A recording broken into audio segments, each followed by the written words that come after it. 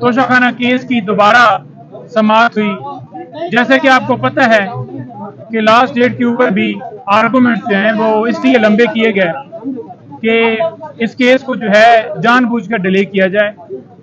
आज भी 4 घंटे जो है इसमें आर्गूमेंट्स होते रहे और एक ही बहाना बनाया गया, जनाब सरकार को नोटिस किया जाए। सेक्शन जो 426 है वो वाजिया है कि नोटिस का जिक्र ही जब वहां पर नहीं है तो कैसे आप इस्तदा कर रहे हैं बार बार के नोटिस जो है वो इसके अंदर सरकार को भी किया जाए। इलेक्शन कमीशन के वकील मौजूद थे, आर्गूमेंट्स उन्होंने किए और वो ही रेलेवेंट थे और उन्होंने अपने तमाम दलाइल दिए। साथ ये बहाना बनाया गया कि हमें एफिडेविट जो है वो पढ़ना है, उसके ऊपर क्योंकि वो अटेस्टेड नहीं है तो वो हमें जो है जब तक हमारे पास रिकॉर्ड ना हो तो हम कैसे देख सकते हैं जी, कह सकते हैं जी कि ये एफिडेविट जो है वो ओरिजिनल है। तो ये भी एक बहाना बनाया गया सिर्फ और सिर्फ लिंगर ऑन करने के लिए। आज केस की समाअत जो है मुकम्मल हो गई है। चीफ जस्टिस साहब ने फैसला जो है महफूज कर लिया है। हमें पूरी उम्मीद है कि इसके अंदर, क्योंकि ये शॉर्ट सेंटेंस है, 3 साल सजा है, इसके अंदर खान साहब की बेल जो है वो हो जाएगी। पहले हमें पता चला कि अभी अनाउंसमेंट जो है होने लगी है, लेकिन अभी इतला मिली है कि ये फैसला जो है कल तक मुलतवी कर दिया गया है। दीगर हवालों से हमें इतला मिली है कि मुख्तलिफ टीमें जो हैं वो, एक तो लाहौर से टीम जो है वो इजाज़त लेकर वहाँ पर जेल में गई है इंटेरोगेशन करने के लिए।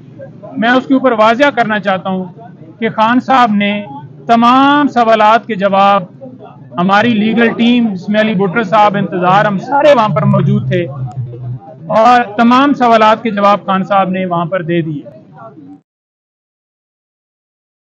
है।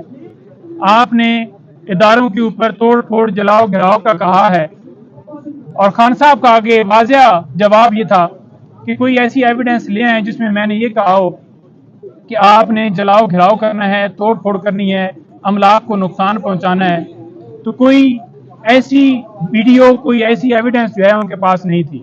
और खान साहब ने वाज़िया कहा कि पुरअमन एहतजाज आईन पाकिस्तान हमें इजाज़त देता है।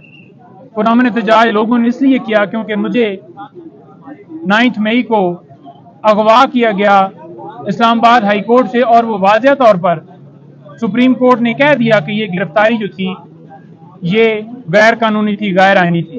तो लिहाजा लोग निकले। आज फिर उसी केसेस के अंदर इंटेरोगेशन करने के लिए दोबारा टीम गई है और सवालात कर ले। खान साहब ने पहले भी सवालात के जवाब दे दिए। फरक फरीद बलोच साहब का फैसला बड़ा अहम है इसमें। उन्होंने अपने फैसले के अंदर वाज़िया कह दिया है कि जब बंदा एक जेल के अंदर या किसी कस्टडी में मौजूद है तो वो कैसे किसी को इंस्टिगेट कर सकता है कि आप ये काम करें। जितना टाइम वो गिरफ्तार रहे उनका कोई राब्ता किसी के साथ नहीं था, ना उनके पास मोबाइल की फैसिलिटी थी, तो वो कैसे ये काम कर सकते हैं।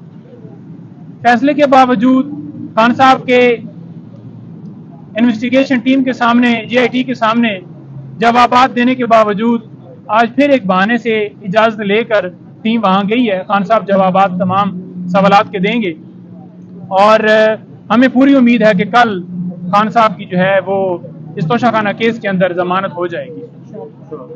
और एक जो है मैं वो आपकी तवज्जो से बताना चाहूँगा कि जो आज रिमांड लिया गया है शाह महमूद कुरैशी साहब के हवाले से, उसका कोई जवाब नहीं बनता था।